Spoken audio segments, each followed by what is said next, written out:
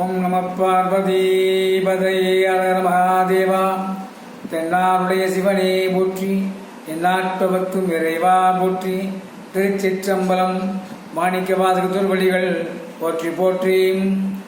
அடியவர்கள் அனைவருக்கும் இனிய வணக்கங்கள். இன்று நாம் மாணிக்க வாசக பெருமானால் பாடப்பெற்ற திருப்பள்ளி எழுச்சியின் 4வது பாடலை பாடி பொருள் விளக்கம் தர இருக்கின்றோம். நன்றி. இன்னிசை வீணையன் யாடினர் ஒருபால், இன்னிசை வீணையர் யாடினர் ஒருபால், இருக்கொடு தொத்திரம் இயம்பினர் ஒருபால், இருக்கொடு தொத்திரம் இயம்பினர் ஒருபால், இன்னிசை வீணையர் யாழினர் ஒருபால், இருக்கொடு தொத்திரம் இயம்பினர் ஒருபால், துண்ணிய பிணை மலர் கையினர் ஒருபால், துண்ணிய பிணை மலர் கையினர் ஒருபால், தொழுகையர் அழுகையர் துவல்கையர் ஒருபால், தொழுகையர் அழுகையர் துவல்கையர் ஒருபால், சென்னியில் அஞ்சலி ஒப்பினர் ஒருபால், திருப்பெரும் துறையுரை சிவபெருமானே.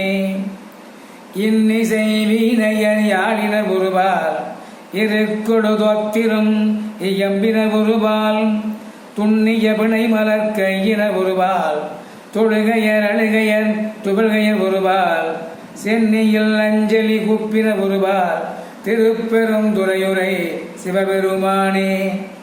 திருப்பெரும் துறையுரை சிவபெருமானே, என்னையும் ஆட்கொண்டு இன்னருள் புரியும், என்னையும் ஆட்கொண்டு இன்னருள் புரியும் எம்பெருமான் பள்ளி எழுந்தருளாயே. என்னையும் ஆட்கொண்டு இன்னருள் புரியும் எம்பெருமான் பள்ளி எழுந்தருளாயே. இன்னிசை வீணையர் யாழினர் ஒருபால், இருக்கொடு தொத்திரம் இயம்பினர் ஒருபால், துண்ணிய பிணை மலர் கையினர் ஒருபால், துவல்கையர் அழுகையர் தொழுகையர் அழுகையர் துவல்கையர் ஒருபால், சென்னியில் அஞ்சலி உப்பினர் ஒருபால், திருப்பெரும் துறையுரை சிவபெருமானே. என்னையும் ஆண்டு கொண்டு இன்னருள் புரியும் எம்பெருமான் பள்ளி எழுந்தருளாயே. என்னையும் ஆண்டு கொண்டு இன்னருள் புரியும் எம்பெருமான் பள்ளி எழுந்தருளாயே. இதன் பொருள் விளக்கம். திருப்பெருந்துறையில் எழுந்தருளியுள்ள சிவபெருமானே, இந்த அதிகாலை பொழுதில் வீணை கலைஞர்களும் யாழ் வாசிப்பவர்களும் இசைமீட்டியபடி ஒருபுறம் உன் பக்தியில் லைத்திருக்கிறார்கள். ரிக்கு உள்ளிட்ட வேதங்களால் உன்னை வணங்குவோரும் தமிழ் தோத்திர பாடல்களை பாடுவோர் ஒருபுறமும் உன் சிறப்பை பாடிக்கொண்டிருக்கிறார்கள். நமச்சிவாய என்ற நாமத்தை சொல்லியபடி கையில் மலர் மாலைகளுடன் பக்தர்கள் ஒருபுறம் நிற்கிறார்கள். வணங்குவோரும் கண்களில் கண்ணீர் மல்க பிரார்த்திப்போரும் உன்னை நினைத்து நிகழ்ந்து மயங்கியவர்களுமாக ஒருபுறம் இருக்கிறார்கள். தலையில் கைகூப்பி நீயே சரணாகதி என்று சொல்வோர் ஒருபுறம் காத்திருக்கிறார்கள். இவர்களது பக்தியின் முன் எனது பக்தி மிகச் சாதாரணம்.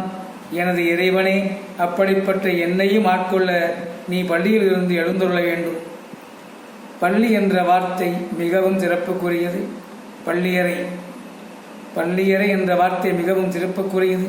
இறைவன் கண்மூடினால் நிலைமை என்னவாகும்? இருந்தாலும் அன்பின் காரணமாக அவனுக்கும் ஓய்வு கொடுப்பதாக நினைத்து பள்ளியறையில் உறங்க வைக்கிறோம். ஆனால் நிஜத்தில் பள்ளியறை என்றால் விழிப்புக்குரிய இடம். இதனால்தான் மாணவர்கள் படிக்கும் இடத்திற்கு பள்ளிக்கூடம் என்று பெயர் வைத்திருக்கிறார்கள். கல்வியில் விழிப்புடன் இருப்பவர்கள் உலகில் சிறப்பிடம் பெறுவார்கள். அதுபோல் பக்தியின் விழிப்பு நிலையில் உள்ளவன் இறைவனின் திருப்பாதத்தை அடைவான். ஓம் நம பார்வதி பதையே அழகர் மகாதேவா. தென்னாருடைய சிவனே போற்றி, எந்நாட்டவர்க்கும் இறைவா போற்றி. திருச்சிற்றம்பலம். நன்றி, வணக்கம்.